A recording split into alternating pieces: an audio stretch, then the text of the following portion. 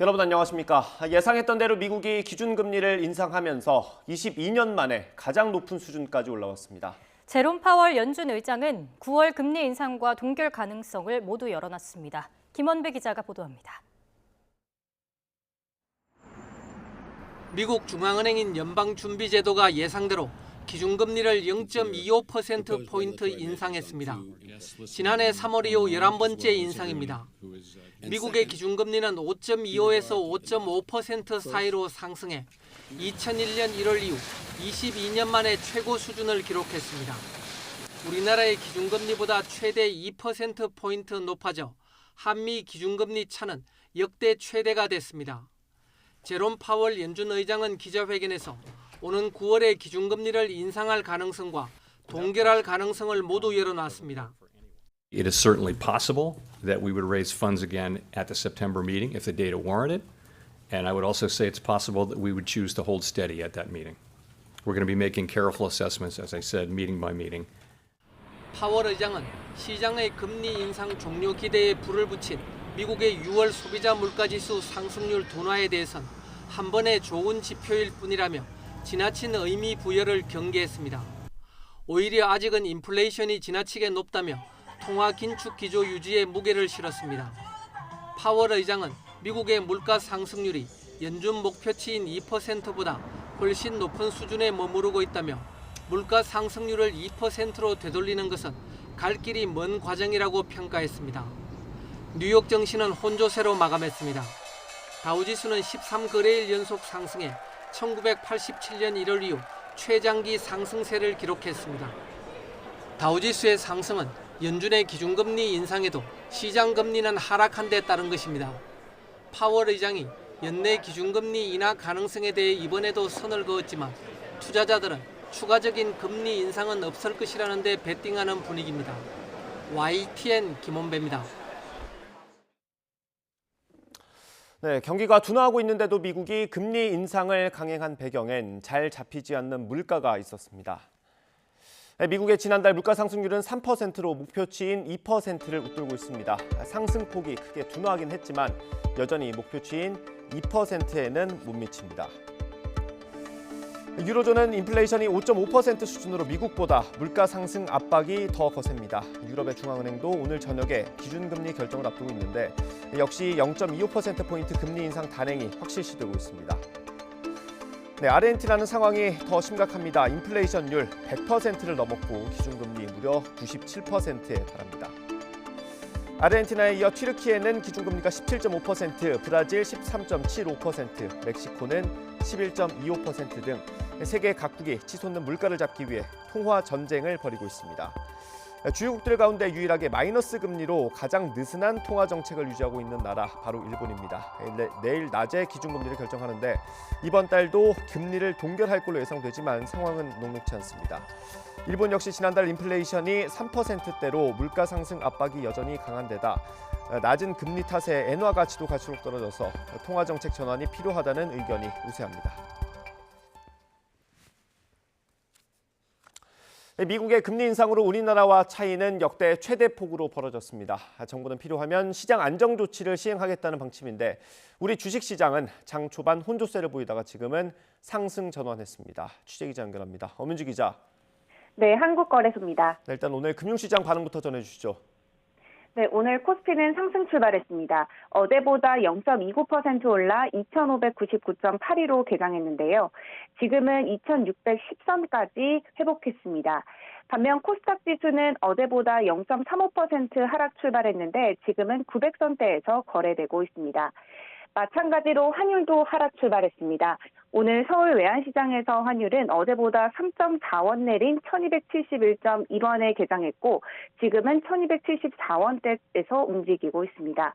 파월 의장이 연내 기준금리 인하 가능성에 대해 여전히 손을 그었지만 시장에서는 추가금리 인상이 없을 거로 받아들이면서 달러는 약세를 보이고 있는 겁니다. 정부는 이번 미국 연준의 결정이 시장의 예상을 크게 벗어나지 않은 것으로 평가된다며 이로 인해 글로벌 금융시장도 대체적으로 안정적인 모습을 보였다고 평가했습니다. 네, 미국이 금리를 인상하면서 우리나라와 차이가 좀 많이 벌어졌습니다. 우리가 금리를 결정하는 데 영향이 있겠습니까? 네, 이번 인상으로 한미 금리 차는 상단 기준 2%포인트로 벌어졌습니다. 역대 한 번도 경험하지 못한 금리 역전입니다. 정부도 오늘 아침 추경호 경제부총리 주재로 비상거시경제 금융회의를 열고 한국은행과 긴밀한 공조를 통해 주요 위험 요인에 대한 모니터링을 한층 강화하겠다고 밝혔습니다. 또 필요한 경우 상황별 대응 계획에 따라 시장 안전 조치를 신속하게 시행해 나간다는 방침입니다. 이렇게 한미 금리 차가 확대되면서 다음 달 24일 열리는 한국은행 금융통화위원회의 금리 결정에도 관심이 쏠리고 있습니다. 한국은행은 앞서 4차례 연속 금리를 동결한 바 있는데요. 일단 이창용 총재는 지난 13일 동결 발표 이후 당장 금리 차만 보고 금리 방향을 결정하진 않겠다고 강조했습니다. 하지만 반년 가까이 연 3.5%로 금리가 묶여 있는데도 갈수록 늘어나는 가계부채가 한은의 금리 인상을 압박하고 있습니다. 그렇다고 하반기 불투명한 경기 회복 여부나 부동산 PF 대출발 금융위기 가능성까지 고려하면 쉽게 금리를 올릴 수도 없는 상황입니다. 네, 최근 주식시장에서 2차 전지주가 많이 거론이 됐는데 오늘은 좀 어떻습니까? 네, 어제 지수 상승을 이끌었던 2차 전지 관련주가 일제히 출렁이면서 코스닥 시장 전체를 흔들었습니다. 이 때문에 오늘 코스닥 시장에서는 장 초반부터 2차 전지주들이 5% 넘게 급락하기도 했는데요. 이후 반등하다가 다시 또 떨어지는 등 주가가 그야말로 롤러코스터 양상을 보이고 있습니다. 그러면서도 한동안 2차 전지에 쏠렸던 수급이 제약, 바이오 업종이나 엔터테인먼트주로 이동한 모습도 함께 보이고 있습니다. 이처럼 시장이 요동치면서 변동성이 커져 예측할 수 없을 정도입니다. 이런 가운데 한국거래소는 에코프로비엠과 LS 일렉트릭을 공매도 과열 종목으로 지정하고 오늘 하루 동안 공매도 거래를 금지하기로 했습니다. 지금까지 한국거래소에서 전해드렸습니다. 네, 오늘은 6.25 전쟁 정전협정 체결일 70주년입니다. 북한은 이걸 전승절이라고 주장하면서 대대적인 행사를 예고했습니다. 오늘 심야에 열병식이 열릴 걸로 예상이 되는데 북한은 중국, 러시아와의 협력 의지를 분명히 했습니다. 취재기자 연결합니다. 조수영 기자. 네, 통일외교안보부입니다. 네, 러시아의 군사대표단이 그제 평양에 갔습니다. 어떤 일정 소화하고 있습니까? 네, 북러 국방장관 회담에 이어 어제 김정은 위원장이 쇼이구 국방장관을 단장으로 하는 러시아 대표단을 접견했습니다. 북한 매체들은 양측이 국방 관심사와 국제안보 환경에 대해 논의하고 의견 일치를 봤다고 전했습니다. 이어 이번 회동은 전략적이며 전통적인 북러 관계를 강화 발전시키고 급변하는 안보 환경에 대처해 국방 분야 협력을 더욱 심화 발전시켜 나가는 데 중요한 계기라고 평가했습니다. 쇼이구 장관은 김 위원장에게 블라디미르 푸틴 대통령의 친서도 전달했고 김 위원장은 이에 감사의 뜻을 표했습니다. 김 위원장과 쇼이구 장관은 무기 전시회도 함께 참관하면서 군사적 밀착을 과시했는데요. 노동신문에 게재된 사진을 보면 미국의 공격용 무인기인 프레데터와 무인 정찰기인 글로벌 호크와 흡사한 신형 무인기도 등장했습니다. 이 무인기는 이번에 처음 등장한 것으로 열병식을 통해 선보일 가능성이 큰 것으로 관측됩니다. 네, 중국 대표단도 북한에 도착했다고요? 네, 그렇습니다. 중국 대표단은 어제 평양에 도착했는데요. 조선중앙통신은 만수대 의사당에서 리홍중 전인대 상무위원회 부위원장이 이끄는 중국 당정부 대표단을 환영하는 연회가 열렸다고 전했습니다. 김성남 노동당 중앙위 국제부장은 연회 연설에서 중국 인민지원군이 전승에 역사적으로 기여했다며 용사들의 영웅적 위훈과 공적을 영원히 잊지 않을 것이라고 강조했습니다. 김정은 위원장은 중국과 러시아 대표단과 함께 오늘 0시에 열린 전승절 기념 공연을 관람하면서 리홍중 부위원장을 접견했고 리 부위원장은 이 자리에서 시진핑 주석의 친서를 전달했습니다. 중국과 러시아 대표단은 오늘 밤 개최될 것으로 보이는 열병식에 참석할 전망입니다.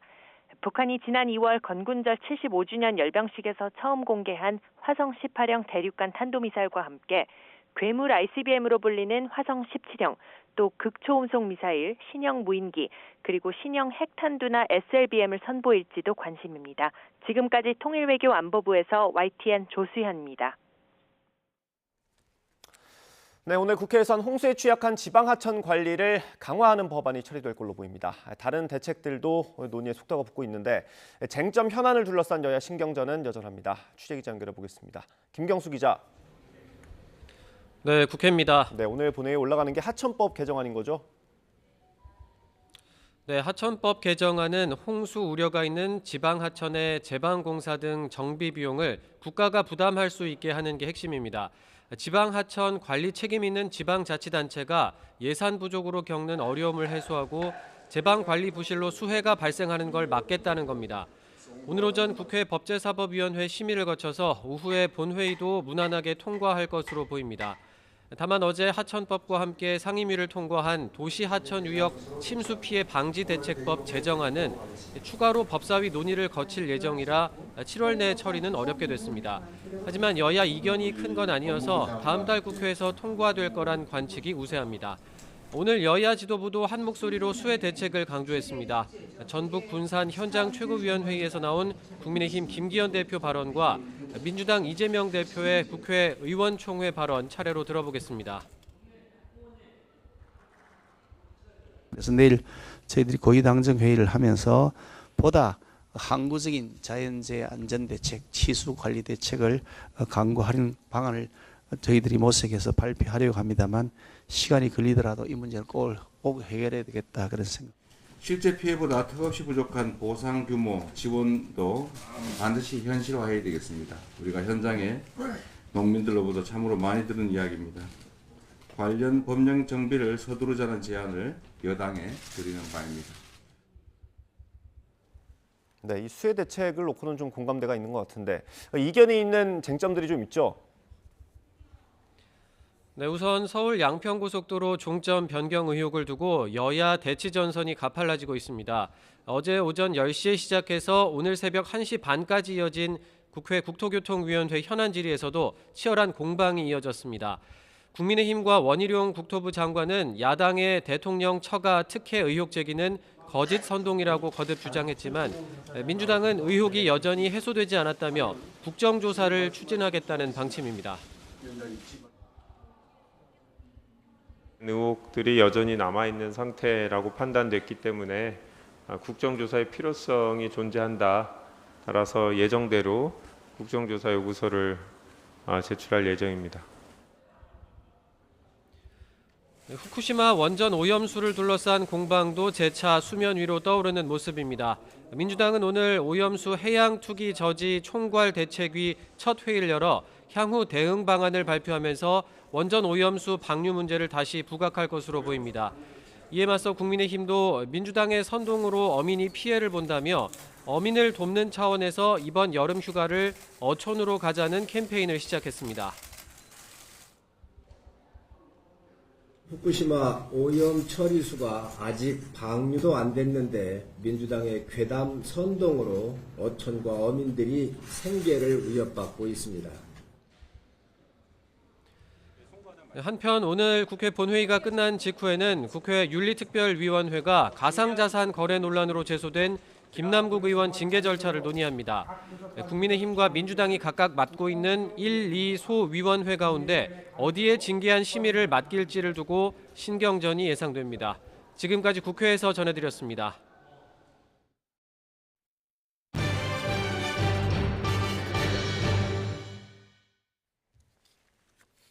네, 정치권 이슈 짚어보겠습니다. 국민의힘 홍석준 의원, 민주당 전영규 의원과 함께합니다. 어서 오십시오. 안녕하십니까. 네, 반갑습니다.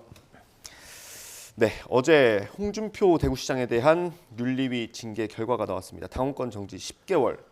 일단요, 이게 당원권 정지 10개월이면 중한 겁니까, 경한 겁니까? 그걸 딱 구분을 해놓고 논의를 해보는 게 좋을 것 같아서. 중징계죠. 중징계입니까? 네. 중징계입니까? 중징계로 네, 볼 수 있습니다. 네, 그렇습니까? 그러면 홍준표 시장에게 10개월이 나왔다. 1년도 아니고 6개월도 아니고 10개월이 나왔다. 이건 어떤 의미로 봐야 됩니까?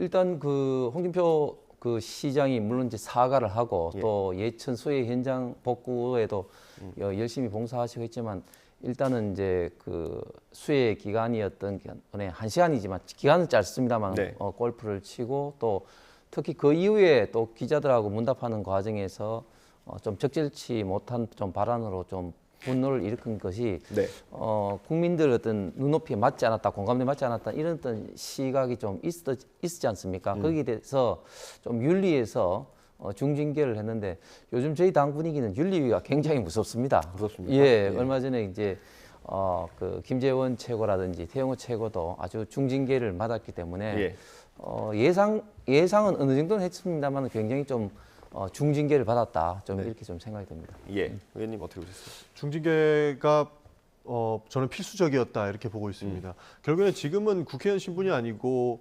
대구시장직이지 않습니까? 그만큼 이제 시도지사라는 높은 직급을 가지고 있는데 수혜가 나고 있는 상황이었고 실제로 뭐 홍준표 지사는 본인이 몸담고 있는 대구에는 큰일이 없을 것이라고 이야기를 했지만 재난은 예고하고 오는 것이 아니지 않습니까?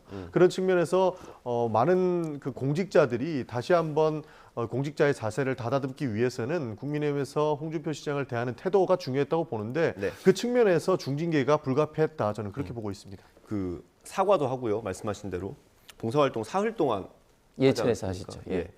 그렇게 했는데 중징계 나온 게 홍 시장 입장에서는 조금 아쉽지 않을까요? 좀 수수할 수 있죠. 사실은 뭐 그 경고 내지는 또 뭐 당근 정지를 하더라도 기간을 좀 줄일 수 있는데 그럼에도 불구하고 또 홍 시장 또 입장에서는 시장으로서는 사실 당근 정지되는 게 국회의원하고는 달리 지금 뭐 내년 총선이 있는 것도 아니고 네. 뭐 지금 당장 뭐 큰 어떤 영향 데미지는 없기 때문에 그런 거를 좀 이렇게 좀 받아들이지 않나. 그리고 뭐 이때 좀 말씀 좀 드리고 싶은 거는 강기정 시장도 지금 해외 가가지고 지금 구설수 올랐거든요. 예, 예. 그렇기 때문에 저희들 지금 어떤 당에서 판단하는 이런 기준이 굉장히 뭐 민주당하고 굳이 좀 비교하기는 그렇습니다. 굉장히 좀 높기 때문에 좀 무섭다는 말씀 좀 드리겠습니다. 예, 알겠습니다. 강기정 시장 이야기가 나와서 하는 말씀인데요. 예. 공무랑 본인의 그 개인사를 챙기는 건 좀 다른 것이죠. 예. 왜냐하면 지금 해외에서 그 순방을 마치고 있는 대통령께서도 내가 간다고 해서 달라지는 것도 아니다 이렇게 해서 네. 좀 많이 회피를 하고 있는데 강기정 시장은 그 정도까지는 아니라고 보고 있거든요. 그래서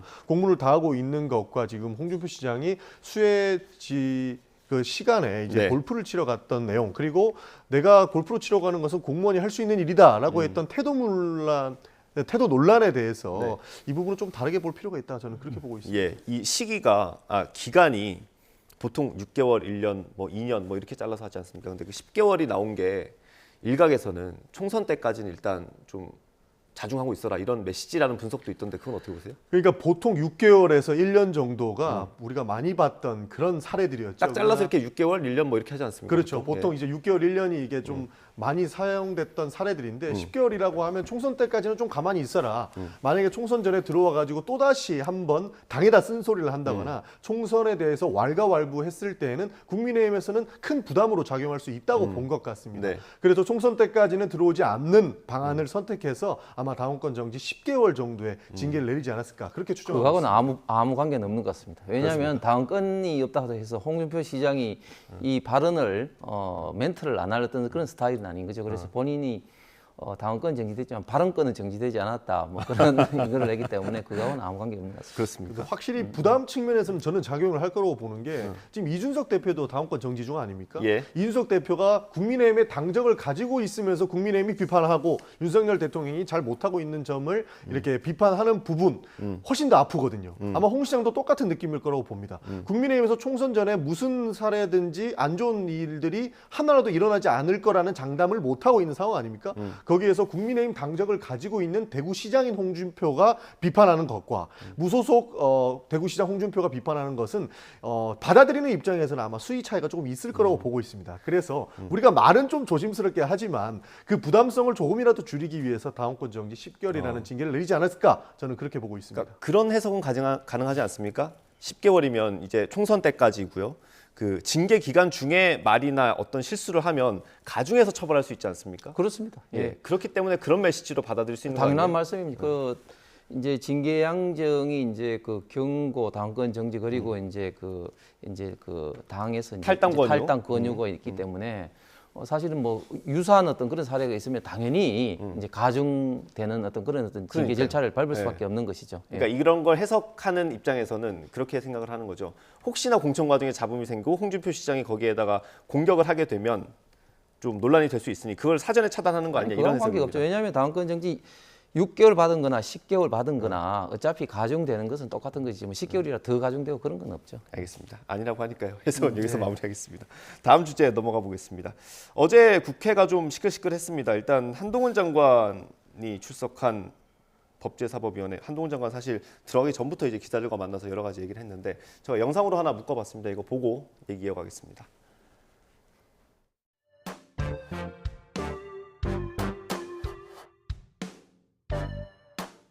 최은순 여사에 대한 법정 구속을 하면서 했던 양형의 이유는 왜 그렇게 엷은 미소를 띄우고 있습니까?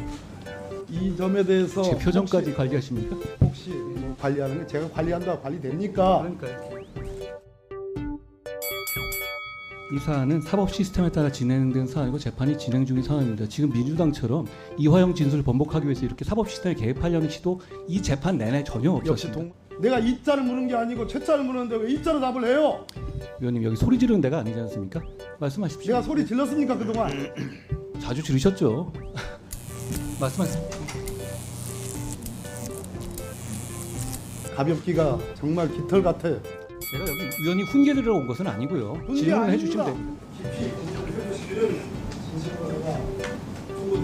위원님께서 그렇게 생각하신다는 건 제가 이해하겠습니다.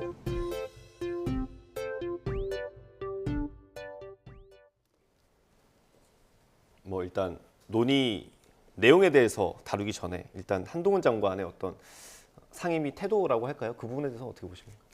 한동훈 장관이 상임위라든지 본회의 왔을 때 극명하게 이제 나누어지는 것 같아요. 뭐냐면 정말 그 진지하게 답변을 해야 될 때는 정말 누구보다도 진지하게 합니다. 예를 들면 조정은 의원이라든지 또 뭐 유호정 의원 같은 어떤 그런 스토킹이라든지 이민 이런 거 쓸 때는 정말 진지하게 하고, 그리고 상대방이 이제 정말 그 어처구니 없는 어떤 그 정쟁을 유도하는 그런 어떤 질의를 할 때는 좀 강하게 지금 이제 싸우는 어떤 그런 어떤 스타일인데, 화면에 나왔던 박범계 또 전 장관 의원하고는 또 좀 약간 또 검사 어떤 또 선후배로서 그런 또 관계가 있지 않습니까? 판사, 검사 판사, 검사 판사, 법조계 그리고 이제 법무부 장관 또 선후배 그런 관계도 있고 해서 좀 더 다른 사람들하고는 좀 어떤 특수한 어떤 상황이기 때문에 또 여러 가지 어떤 장면을 많이 연출하고 있는 것 같습니다. 예, 이런 장면이 민주당에 불리합니까? 유리합니까?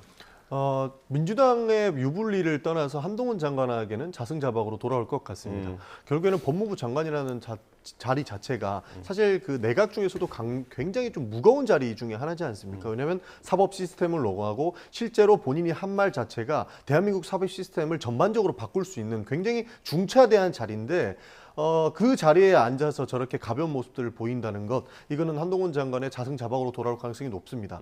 지금 뭐 법무부 장관을 역임했던 박범계 의원의 질의에 좀 가볍게 웃으면서 얘기하고 내 입까지 그리고 내 표정까지 통제하려고 하느냐라고 하면서 사실 국기를 슬슬 무시하기 시작하는 좀 느낌을 많이 받았습니다. 그런 측면에서 법무부 장관이라는 직을 가지고서 저렇게 장난스럽게 대하는 것은 굉장히 좀 바람직하지 않은 모습이고요. 그리고 국회와 국회의원을 무시하는 태도는 결국에는 국민을 무시하는 태도로 돌아올 수 있기 때문에 그 부분에 대해서는 한동훈 장관께서도 홍석준 의원님 말씀해 주신 것처럼 또 진지하게 받아들여야 된다. 저는 그렇게 생각을 합니다. 뭐 야당일 때 나오는 비판입니다. 예전에 추미애 장관이 있을 때도 사실 비슷한 비판이 있었고요. 이런 걸 좀 개선할 필요는 없겠습니까? 어떻습니까? 이대로가 괜찮습니까?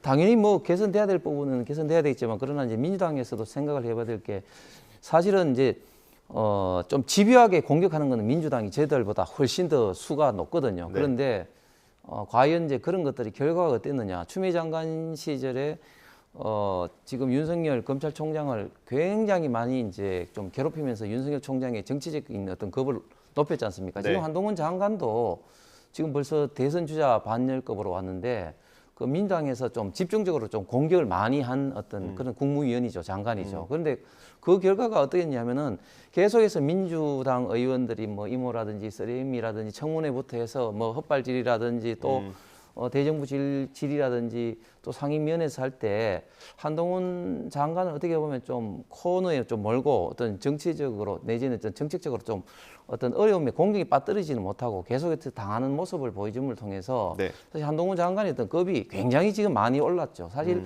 저 장면도 물론 뭐 결과적으로 한동훈 장관의 어떤 모습이 뭐 일부 시각에 따라서 뭐 그렇게 긍정적이지 않을 수는 있겠습니다만, 그러나 또 원인을 또 초래한 것은 또 박범계 장관이 네. 얼굴 표정이 왜 웃느냐 이런 식으로 하니까 먼저 도발을 하니까 이제 그 표정 가지고도 관리하느냐 이런 식으로 이제 나가는데 저는 박범계 의원의 저런 어떤 태도도 물론 법조계 후배고 또 후임 법무부 장관이기 때문에 뭐 친근해서 그런지 모르겠지만 저런 태도가 좀 저런 현장에서는 상임위 현장에서는 좀 바람직하지 않다고 생각합니다. 네, 그러니까 알겠습니다. 한동훈 장관이 행정가의 역할은 잘 못하고 있는 것 같습니다. 그러니까 정치인으로서는 충분히 민주당을 잘 끌어들여요.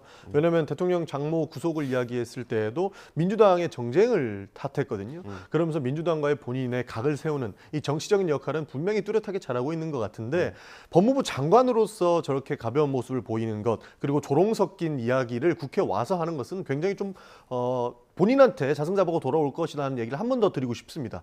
사실 그 윤석열 대통령의 이야기를 우리 홍수정 의원님께서 해주셨는데 네. 윤석열 대통령이 국회에 나와서 했던 그런 행동들이랑은 좀 다른 점이 있는 것 같습니다. 뭐 문재인 정부의 검찰총장이었어서 그런 얘기를 하는 건 아니고요. 예. 사실 윤석열 대통령이 검찰총장 때 저렇게 조롱 섞이거나 쓸데없는 얘기는 안 했습니다. 그러나 한동훈 장관은 그 태도에 대해서는 확실히 다른 모습을 보이고는 있어요.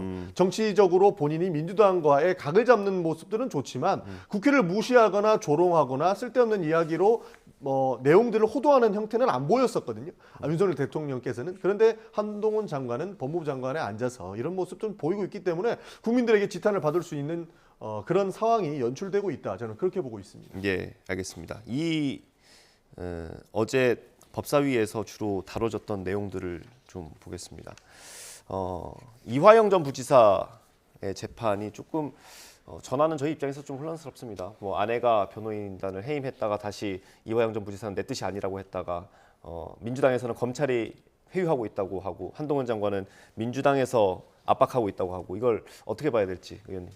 예, 상당히 그 이례적이고 사실 그 전례가 잘 없는 건데 원래 부부가 법정에서 싸우는 것은 이혼 소송일 때는 가끔 싸운다고 합니다. 예. 그런데 이런 어떤 소송에서 부부가 법정에서 싸웠다는 것은 제가 이야기를 들어본 적도 없는데 결국은 제가 두 가지가 있는 것 같아요. 지금 이화영 그 전 부지사 부인 같은 경우는 네. 같은 이제 운동권에서 만났다고 하지 않습니까? 그래서 굉장히 좀 지금 강성 이재명 대표 지지하는 뭐 강한 뭐 개딸 그룹에 속해 있고 뭐 그런 어떤 스타일이 이제 이런 데서도 좀 반영되고 있다. 사실 법정에서 막 큰 소리 치는 거 이게 참 보통 일이 아니거든요. 그렇죠. 방청석에서 그러는 게 쉽지 않죠. 예. 그다음에 또 이화영 또 부지사 있던 또 관계에 있어서도 뭐 지금 뭐 내연녀가 있다 뭐 이런 어떤 여러 가지가 이야기했는데 그거는 확인되지 않은 사실이죠. 예, 뭐 이야기가 있는데 그런 부분에 대해서도 그렇게 해서 관계가 좋지 않고 있기 때문에 더 이제 강하게 본인의 주장을 지금 하고 있는 것 같습니다. 한 가지 분명한 사실은 지금 민주당에서 분명히 이제 이런 어떤 사법제도 특히 자유롭고 공정한 어떤 재판에 있어서 분명히 지금 관여를 하고 있다. 지금 박원기 전 장관이라든지 해서 수원지검에 가서 못 만나서 연좌 농성을 하는 거라든지 또 박찬대 의원이 이제 만났다고 이제 이야기를 했지 않습니까? 네. 박찬대 최고가 그런 식으로 해서 회유를 뭐 하는 거라든지 이런 어떤 것들은 분명히 지금 공당으로서 지금 이런 사법제도에 명백하게 지금 이제 침해를 하고 있다, 방해를 하고 있다 이런 태도는 저는 결코 바람직하지 않다고 생각합니다. 예. 여기서 하나 바로 잡아야 될 게 박찬대 의원도 회유 시도나 그런 만남이 없다고 지금 이야기하고 있는 측면이 있거든요. 그래서 정확한 사실관계는 면회를 가지 않았다는 겁니다. 뭐 확인을 한번 해봐야 될 것 같습니다. 네네. 그래서 박찬대 최고위원이 본인이 이제 이화영 측근을 만났다. 그까지는 이제 측근을 확인됐습니다. 그러니까 이화영 측근이라고 하는 사람의 주장에 지금 근거한 내용이거든요. 그래서 해당 보도가 지금 아니다 맞다라는 내용들이 있어서 이런 부분들은 확인하고 가야 된다는 말씀을 드리고 싶고 저희 그 민주당에서 보기에는 이 재판이 도대체 어떤 재판이 되려고 이러는지에 대한 의문이 있습니다.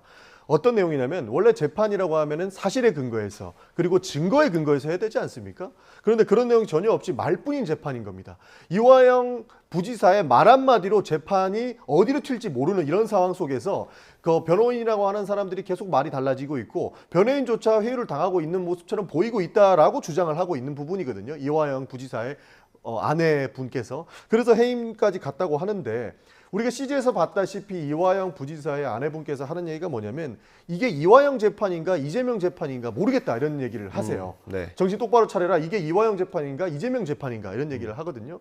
사실 이화영 부지사의 말 한마디로 인해서 이재명을 기소할 것인가 말 것인가를 지금 벼르고 있는 검찰 입장에서는 어떻게든 이 재판에서 이화영 부지사의 증언이 필요한 상황이고 그것을 이끌기 위해서 굉장히 좀 많은 일들을 하고 있다고 보는 것 같습니다. 그래서 이 재판이 도대체 도대체 이렇게 말뿐인 재판으로 끝나서는 안 되는데 올바른 근거와 증거를 통해서 좀 재판이 이루어지고 사실관계가 뚜렷하게 나와야지 검찰발 언론의 이야기만 믿고는 이 재판을 우리가 사실관계 그대로 볼 수는 없는 상황 아닌가 이 정도까지 의심하고 있습니다. 증거와 지금 정언은 진짜 차고 넘치는 상황이죠. 지금 대북 송금 관련해서 여기에 관련된 김성태 회장이라든지 또 쌍방울의 방영철 부회장 그리고 네. 아태협의 뭐 안보수 또 회장이라든지 또 네. 국정원 또 그런 어떤 문건이라든지 이 모든 것들이 결국은 800만 불을 이제 쌍방울이 북한에 줬다는 게 이미 입증됐고 네. 사실은 그렇게 많은 증언과 증거에서 이화영 전 부지사도 계속 부인하다가 결국은 이제는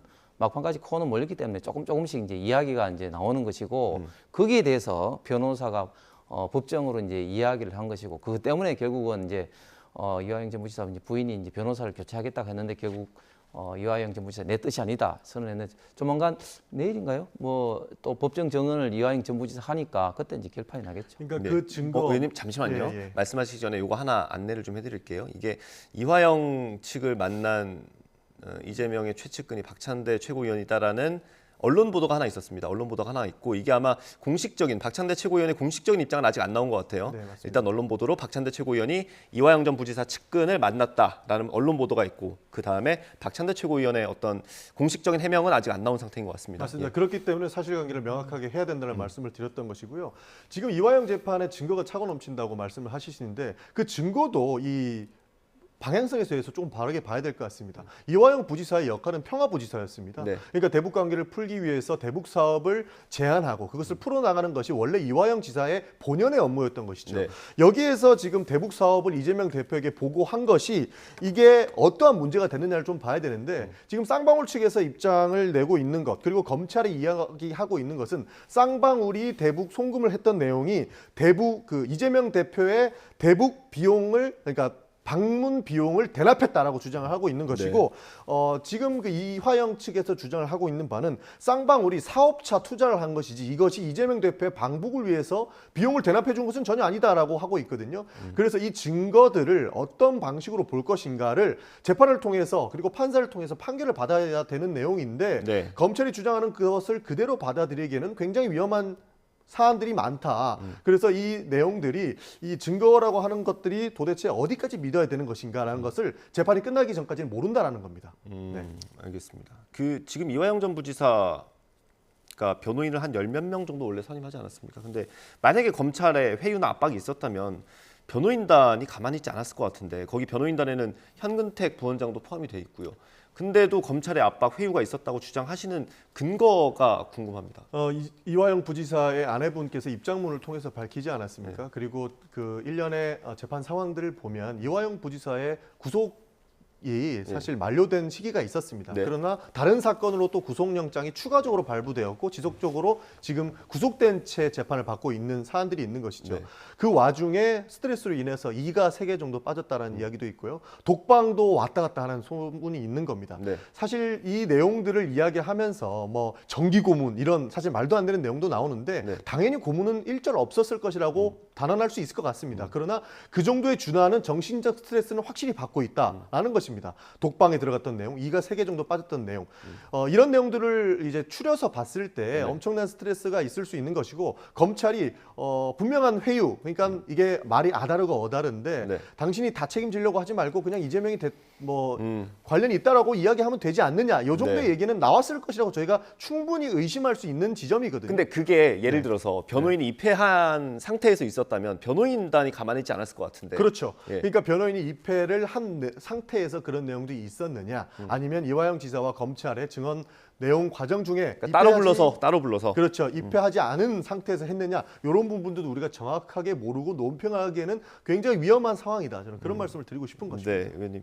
원칙적으로 이제 변호인은 이제 100% 입회할 수밖에 없는 거죠. 물론 이제 피고인이 나는 변호사하고 뭐 같이 안 하겠다 뭐 그렇게 했으면 모르겠지만 지금까지 이야기 나온 거 보면은 결국은 이제 이화영 전 부지사가 검찰에 이야기한 것을 변호인이 이제 재판정에 줬지 않습니까? 그건 결국은 입회를 한 상태에서 어떤 진술을 변호인이 줬기 때문에 100% 한 것이고 지금 구속 수사되면은 네. 아무리 그 뭐 경미한 사항이다 하더라도 스트레스를 엄청 받을 수밖에 없습니다. 네. 그렇기 때문에 이걸 뭐 검찰의 뭐 해외 압박이다 이거는 뭐 있을 수가 없는 일이고 네. 오히려 이제 검찰의 해외 압박이라고 이렇게 주장하고 이런 걸 통해서 검찰이 어떤 지금 현재 수사를 흔들려고 하는 어떤 그런 어떤 시도인데 네. 지금 현재 사법 시스템에서는 그렇게 말하는 게 어떻게 보면 좀 우스운 일입니다. 네, 알겠습니다. 그 당 얘기 하나만 여쭤보겠습니다. 네, 네. 이 대북 송금 사건이 다시 수면 위로 올라온 다음에 이제 이재명 대표가 다시 체포동의안 이 넘어올 거다. 이재명 대표에 대한 체포동의안이 넘어올 거다. 이런 전망이 나오면서 그 체포동의안 표결을 기명으로 하자라는 제안이 있었고 이재명 대표도 동의하지 않았습니까? 그래서 이게 당내에서 조금 논란이 됐는데 혹시 오늘 의총에서 이 얘기가 나왔습니까? 의총에서 이야기는 나오지 않았습니다. 그렇습니까? 의원님 생각은 어떻습니까? 저는 기명이냐 무기명이냐 이 자체가 당 혁신위원회가 제기할 내용도 아닌데 괜한 논란을 자초했다 이렇게 생각을 합니다. 기명 투표로 이루어지려면 민주당 혁신위에서 얘기해야 되는 게 아니고 국회 혁신위 차원에서 얘기가 돼야 되는 거거든요. 이게 법을 바꿔야 되는 사안인데 민주당 내부에서 괜히 이런 얘기를 제기해가지고 기명으로 할 거냐 무기명으로 할 거나 지금 그 자중질환을 겪고 있는데 이게 네. 오히려 바람직하지 않은 것이고요. 이재명 대표는 지난번에 밝혔던 것처럼 불체포 특권을 내려놓겠다고 말씀을 하셨습니다. 네. 그래서 8월 15일 이전에 국회 회기가 없을 때에 구속영장이 발부되면은 영장 실질 심사를 받으러 가실 것이고요. 네. 그 이후에 발부된다 하더라도 나는 당당히 받고 오겠다라고 이야기하실 걸로 저는 보고 있습니다. 네. 근데 그게 법적으로 가능합니까? 예를 들어서 그러니까 회기가 아닐 때 오면 상관이 없는 거고요. 예. 회기 중에 오면 법적으로 체포동의안 표결을 하게 돼 있는 거 아닙니까? 해야 되는 걸로 알고 있습니다. 예. 그러면 그때 이제 문제가 되는 거죠. 그 예를 들어서 기명으로 하자는 쪽의 주장을 받아들이면 누가 찬성했는지 반대했는지 알 거 아닙니까? 아니, 그러니까 법을 지금 현재 상태는 법을 개정해야 되는 문제입니다. 맞습니다. 아, 그렇습니다. 네. 법을 개정해야만 기명으로 할 수 있는데 네. 그래서 이제 김용경 혁신회에서 기명 무기명 논란을 제기했을 때 네. 이거는 법 개정해야 될 사항인데 왜 민주당 혁신위에서 이런 내용을 던졌을까에 대한 의문이 있었던 거죠. 알겠습니다. 네. 시간이 없어서 그 얘기는 여기까지 하고요. 고속도로 얘기를 좀 해보겠습니다. 어제 국토교통위원회가 있었고요. 원희룡 장관이 출석했습니다. 이 논란이 불거진 다음에는 처음으로 열린 전체 회의였죠. 그래서 어떤 얘기들이 나올지 많이 관심이 쏠렸고요. 실제로 뭐 새벽까지 진행이 됐다고 합니다. 새벽 1시 반까지. 이게 의혹이 해소가 된 것 같지는 않고요. 뭐 공방만 하다 끝난 것 같습니다. 어떻습니까? 결국은 이제 본질적인 이 의혹 시초는 이제 그 이해찬 전 총리가 문제 제기를 했지 않습니까? 네. 전주 당협에서 민주당 당협에서 이제 문제 제기를 했는데 결국은 이제 세 가지인 것이죠. 김건희 여사 일가가 이제 투기를 목적으로 산 땅에 대해서 부당 이득을 주기 위해서 예전에 없던 노선을 바꿨다. 이 세 가지 아니겠습니까? 그런데 이제 알고 보니까 그 세 가지가 지금 하나도 만든 것이 없어요. 네. 이게 투기 목적이 아니라 벌써 40, 50년 전에 뭐 선산이라든지 그런 목적으로 산 땅이고 그리고 부당 이득을 주느냐? 원래 이제 뭐 IC 나들목이라면 뭐 그렇게 땅 지가가 오를 수가 있겠죠. 예를 들면 예전 전 총리가 있던 집이 같은 경우 세종 고속도로에 네. 뭐 그 연기 IC가 있으니까. 그런데 이건 지금 IC가 아니고 제시기 때문에 오히려 뭐 땅값이 내리면 내리지 절대 뭐 부당 이득을 줄 수는 없는 거고. 그리고 이제 노선을 바꾼 것에 대해서는 2018년도 양평군에 이제 2030 계획에서부터 있었고 특히 네. 또 실질적으로 바뀌게 된 거는 타당성을 담당하는 어떤 용역사에서 네. 그렇게 된 것인데 그러니까 이런 어떤 문제에 대해서 문제 제기를 해야지 본질적인 문제인데 어제도 보면은 그냥 백지화한 것에 대해서 그 원희룡 장관에 대해서 사과를 해라. 뭐 사과 때문에 계속 좀 툭탁툭탁 또 많이 하고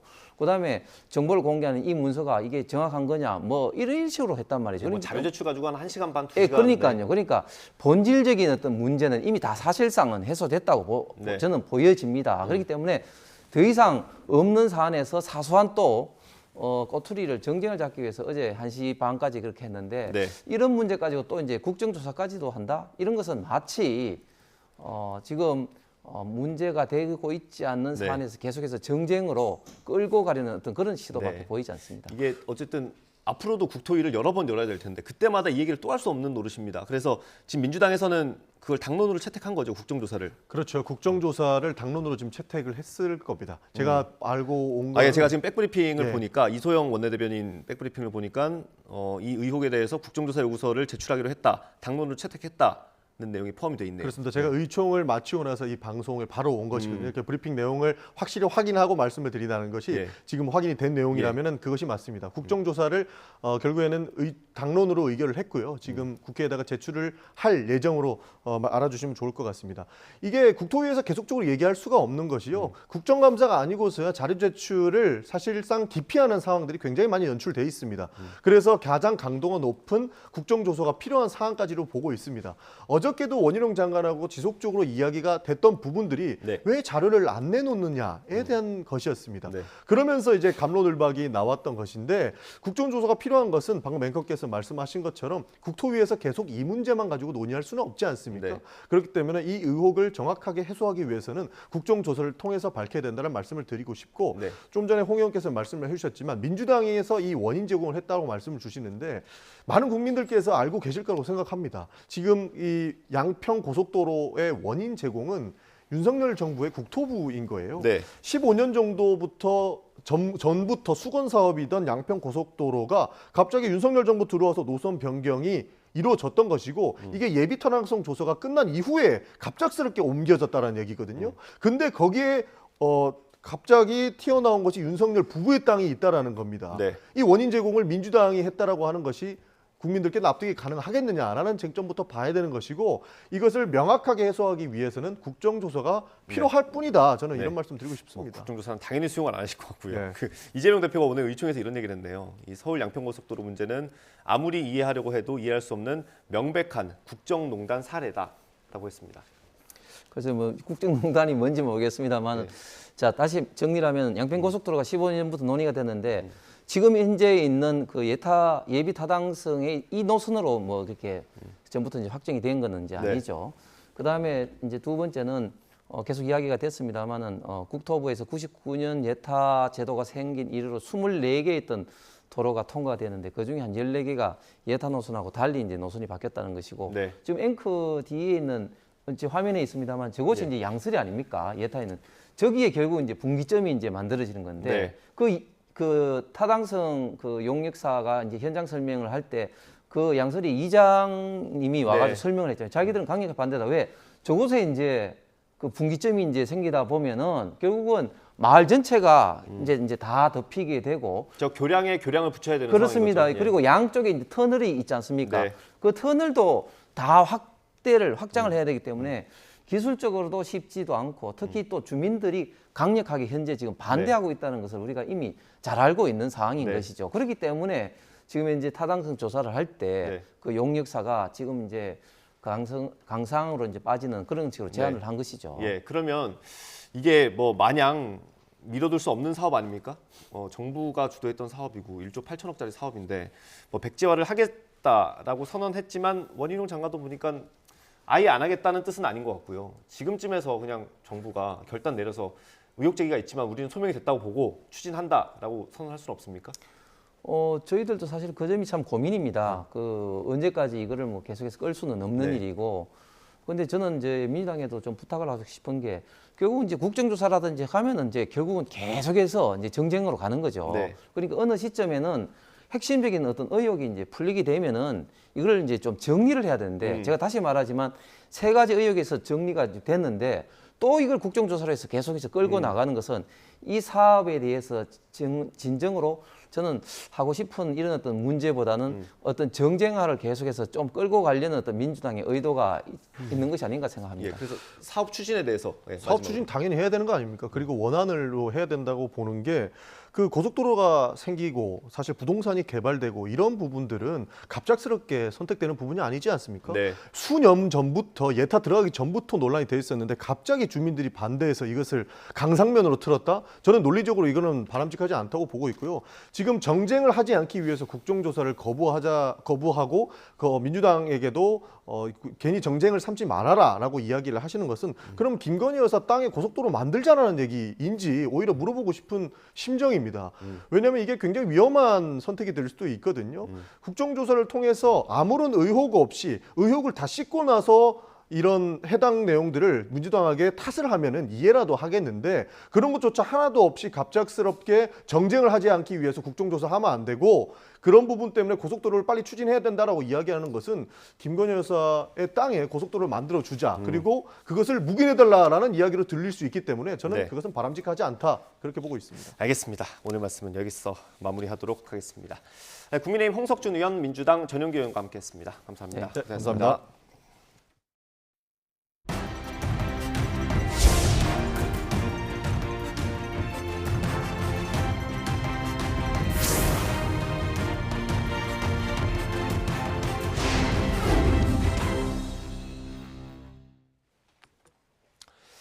민주당 전당대회 돈봉투 의혹을 수사하는 검찰이 송영길 전 대표의 외곽 후원 조직인 평화와 먹고사는 문제연구소가 불법으로 후원금을 모은 정황을 포착해 강제 수사에 착수했습니다. 서울중앙지방검찰청은 오늘 오전부터 여수 상공회의소 전 회장 박모 씨의 자택과 사무실, 다른 먹사연 후원 기업 가운데 박 씨와 관련 있는 곳 등 모두 15곳 정도를 압수수색하고 있습니다. 박 씨는 여수 상공회의소 회장으로 일하면서 먹사연에 8천만 원을 기부하고 간부 등으로 있던 다른 기업 명의로도 그에게 후원금을 몰아준 의혹을 받고 있습니다. 대장동 50억 클럽 의혹을 수사하는 검찰이 뇌물수수 공범으로 지목된 곽 전 의원의 아들 병채 씨를 소환했습니다. 서울중앙지방검찰청 반부패 수사 3부는 오늘 오전 곽 씨를 피의자 신분으로 불러서 조사하고 있습니다. 곽 씨는 화천대유 자산관리에서 2021년 4월까지 근무하고 퇴사하면서 아버지 곽 전 의원을 대신해 퇴직금으로 가장한 뇌물 50억 원을 수수한 혐의를 받고 있습니다. 구속영장이 한 차례 기각된 박영수 전 특별검사도 재소환됐습니다. 박 전 특검은 2014년 우리은행 이사회 의장으로 일하면서 대장동 일당 청탁을 들어주는 대가로 거액을 약속받고 현금 8억 원을 수수한 혐의를 받습니다. 검찰은 오늘 박 전 특검을 상대로 고강도 조사를 벌인 뒤 조만간 구속영장을 다시 청구할 방침입니다. 지난해 우리나라 총 인구가 2년 연속 줄어 5,169만 명으로 집계됐습니다. 1인 가구는 750만 가구로 1년 만에 4.7% 늘어 전체 가구에서 차지하는 비중이 34.5%로 높아졌습니다. 이형원 기자입니다. 통계청은 지난해 11월 1일 기준으로 총 인구는 5,169만 명으로 1년 전보다 5만 명 감소했다고 밝혔습니다. 내국인은 4,994만 명으로 14만 8천 명 감소한 반면 외국인은 175만 명으로 10만 2천 명 증가했습니다. 인구 성장률은 2021년부터 2년 연속 마이너스 성장했습니다. 인구 성장률은 지난 1995년 이후 1%대 미만으로 떨어진 이후 2020년까지는 플러스 성장을 이어왔지만 최근 2년 연속 마이너스 인구 성장을 기록했습니다. 저출산 고령화에 따른 자연 감소가 영향을 미친 것으로 풀이됩니다. 15세에서 64세 생산 연령 인구는 71%, 65세 이상 고령 인구는 17.7%, 0에서 14세 유소년 인구는 11.3%로 집계됐습니다. 특히 생산 연령 인구는 2018년 이후 계속 감소한 것으로 나타났습니다. 권역별 인구는 수도권이 2,612만 4천 명으로 총 인구의 50.5%를 차지하며 증가세가 이어진 반면 영남권은 24.5%로 감소세가 지속됐습니다. 세종과 인천, 충남 등은 인구가 늘었지만 울산과 대구, 부산 등은 감소했습니다. 지난해 총 가구는 2,238만 가구로 1년 전보다 36만 가구가 증가한 가운데 1인 가구는 750만 가구로 34.5%를 차지했습니다. 1인 가구는 4.7% 증가했습니다. 고령자 1인 가구는 197만 3천 가구로 전체 일반 가구의 9.1%로 나타났습니다. 한부모 가구는 149만 4천 가구로 1년 전보다 1.1% 줄었습니다. 지난해 총 주택은 1,916만 호로 34만 호가 증가한 가운데 빈집은 145만 2천 호로 전체 주택의 7.6%를 차지했습니다. YTN 이영훈입니다. 국내 은행 대출 연체율이 3년 만에 최고치를 기록했습니다. 금융감독원은 지난 5월 말 국내 은행 원화 대출 연체율이 0.4%로 직전 달보다 0.03%포인트 올랐다고 밝혔습니다. 지난 2020년 5월 이후 가장 높은 수치지만 금감원은 상승폭이 점차 줄고 있다며 자산 건전성에는 문제가 없다고 평가했습니다. 땅에 떨어진 교권을 회복하고 교단을 지켜달라는 교사들의 목소리가 커지고 있습니다. 그런데 충북 지역의 교육을 책임지는 수장이 교사는 예비 살인자라고 말해서 논란입니다. 윤건영 교육감의 얘기부터 들어보겠습니다. 살인하지 않을 공부를 대학 때 하고 현장에 나가야 된다. 본인이 예비 살인자라는 걸 인정하고 나는 살인할 수 있는 가능성을 인정했는데 네, 다른 것도 아니고 교사들을 모아서 강의하는 자리였습니다. 극단적인 선택을 한 서희초 교사의 일기장이 공개된 다음 날이기도 했습니다. 윤건영 교육감은 구체적인 예까지 들어가며 교사의 살인을 강조합니다. 망치나 칼 가지고 상대방의 물리적 생명, 생리적 생명을 끊는 게 살인이 아니라 무한한 가능성이 있는 어린아이들의 자랄 수 있는 새싹을 자르는 것도 오히려는 살인이고 완전 범죄에 가깝다. 이 발언이 전해진 이후 교사들은 즉각 반발했습니다. 자기 검열 잘하라는 가스라이팅이라는 지적에 교육감이 이런데 학생과 학부모의 신뢰를 기대할 수 있겠냐는 자주 섞인 얘기도 나왔습니다. 아픈 상처에 소금을 뿌리는 거라는 비판도 있었습니다. 반발이 잇따르고 논란이 확산하자 윤건영 교육감은 직접 고개를 숙였습니다. 교사의 자세를 얘기하기 위한 거였고 헌신하는 교사를 위하겠다는 걸 강조했다고도 해명했습니다. 하지만 교사 수천 명이 거리로 나오고 정부가 대책을 논의하는 중에 나올 얘기는 아니었습니다. 교사의 검열을 요구하기 전에 교육 정책을 수립하는 교육감 스스로를 검열했어야 하는 건 아닌지 고민이 필요해 보입니다.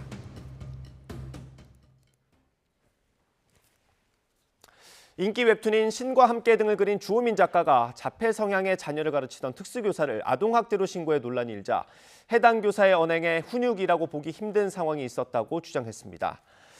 주 작가는 자신의 SNS 계정에 입장을 올리고 학교 차원에서 문제를 해결하고 싶었지만 변호사와 경찰서 아동학대 담당관과 상의한 결과 문제가 있다고 판단해 고민 끝에 신고하게 됐다며 이같이 밝혔습니다. 녹음기를 아이 가방에 넣어 수업 내용을 녹취한 경위에 대해서는 발달 장애 아동인 초등학교 2학년 자녀가 등교를 거부하며 불안 증세를 보였고 정확한 의사소통이 불가능해서 확인이 필요했다고 설명했습니다. 신림동 흉기난동 사건의 피의자 33살 조선이 범행 전 인터넷에서 홍콩 묻지마 살인 사건 등을 검색한 걸로 드러났습니다. 서울 관악경찰서는 살인과 살인 미수 혐의 등을 받는 조 씨가 지난달 초 인터넷 포털 사이트에서 홍콩 묻지마 살인, 정신병원 강제 입원, 정신병원 입원 비용 등을 검색한 기록을 확인했습니다. 홍콩 묻지마 살인은 지난달 2일 홍콩에 있는 쇼핑몰에서 정신질환을 앓던 30대 남성이 모르는 20대 여성 2명에게 흉기를 휘둘러 숨지게 한 사건입니다. 서울 지하철 2호선 신림역에서 살인범죄를 예고한 글을 올린 20대 남성의 구속 여부가 이르면 오늘 결정됩니다. 서울중앙지방법원은 오늘 오후 3시 협박 혐의를 받는 20대 남성 A씨에 대한 구속영장 실질 심사를 진행합니다. A씨는 지난 24일 오후 2시 40분쯤 온라인 커뮤니티에 신림역에서 여성 20명을 죽이겠다는 내용의 글을 올린 혐의를 받고 있습니다. 조 바이든 미국 대통령 차남인 헌터 바이든이 자신의 탈세와 불법 총기 소지 혐의를 놓고 검찰과 유죄 인정 협상을 진행했지만 법원이 제동을 걸었습니다. 야당인 공화당은 대통령 탄핵 가능성까지 거론하고 나섰습니다. 유재복 기자입니다. 헌터 바이든의 혐의는 탈세와 불법 권총 소지 두 가지입니다. 헌터와 검찰 측은 죄를 인정하는 대신 형을 줄이는 유죄 인정 협상을 벌이고 있습니다. 밀린 세금을 내고 마약도 끊으면 집행유예를 권고하거나 기소하지 않는 식입니다. 하지만 법원 출석 첫날 제동이 걸렸습니다. 담당 판사는 두 혐의의 포괄적 면책 이유와 추가 기소 가능성을 명확히 해달라고 주문했습니다. 대답하는 과정에서 검찰과 변호사 의견이 갈리면서 협상이 깨졌습니다. 백악관은 개인 문제임을 다시 한번 강조하며 선을 그었습니다. Hunter Biden is a private citizen, and this was a personal matter for him. As we have said, the president, the first lady, they love their son. 하지만 야당인 공화당은 공세 수위를 높였습니다. 특히 법무부가 헌터의 기소를 막았다는 국세청 내부 고발자 증언이 나오면서 바이든 대통령의 탄핵까지 거론했습니다. Well, we have to find at the end if the justice system is fair to all Americans and not one system for the Biden Inc. family and another for America. 백악관과 민주당의 반발에도 공화당이 법무장관의 탄핵안 심리를 시사한 터라 공방은 더욱 뜨거워질 것으로 보입니다. YTN 유재복입니다. 오늘부터는 본격적인 무더위에 대한 대비가 필요하겠습니다. 전국 곳곳에 폭염특보가 발령 중인 가운데 서울 한낮 기온이 32도, 대구는 34도까지 오르겠는데요. 습도가 높아서 체감하는 더위는 이보다 더 심하겠습니다. 온열 질환에 걸리지 않도록 각별히 유의하시기 바랍니다. 오늘은 대체로 맑은 하늘이 함께하겠지만 강한 일사가 내리쬐면서 대부분 지역에서 자외선 지수가 매우 높게 나타나겠고요. 또 저녁까지 대기 불안정으로 인해 소나기가 지나는 곳이 많겠습니다. 비의 양은 전국에 5에서 많게는 80mm가 되겠고요. 곳에 따라 시간당 30에서 60mm의 강한 소나기가 벼락과 돌풍을 동반하며 요란하게 쏟아지겠습니다. 오늘 낮 동안에는 33도 안팎의 찜통더위가 기승을 부리겠습니다. 서울 한낮 기온 33도, 대전도 33도, 광주 34도, 경주는 35도까지 치솟겠습니다. 앞으로 밤에는 열대야가, 낮에는 푹푹 찌는 무더위가 기승을 부리겠고요. 내일은 전국에, 주말인 모레는 중부와 전북 지방에 소나기가 내릴 전망입니다. 지금까지 날씨 정보였습니다. 이어서 뉴스앤이슈 2부가 방송됩니다. 저희는 잠시 뒤에 돌아오겠습니다.